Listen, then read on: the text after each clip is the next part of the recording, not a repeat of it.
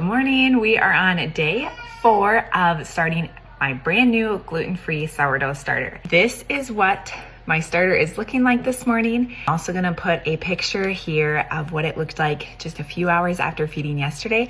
It's been just over 12 hours since I fed this starter. Since it is looking nice and active, I am going to go ahead and start feeding this at a 1:1:1 ratio. It's 1 part starter, 1 part flour, 1 part water. My digital kitchen scale now moving forward as I feed this starter. So let's give it a feed. Now I'm going to transfer this into a fresh mason jar so I have an idea of how many grams of starter I have here. Starter, and you can choose how much starter you actually want to put in, but I am going to just transfer all of this because I am going to be needing to utilize this starter.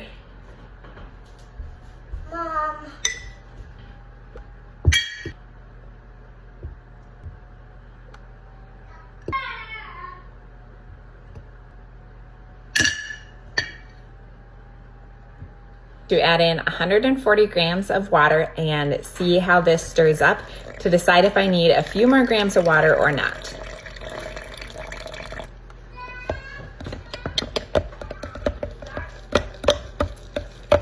As you can see here, this is quite thick, so I am going to go ahead and add a few more grams of water.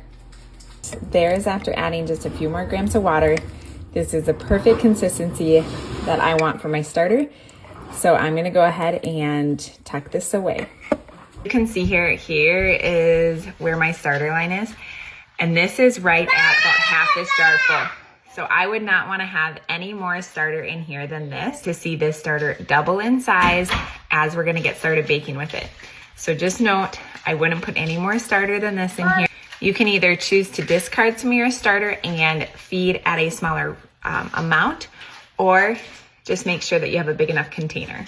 If you pop back a little further, I do have a reel on how I regularly feed my starter to reduce discard so that you're not drowning in piles of discard. Come follow along as we continue the gluten-free sourdough journey.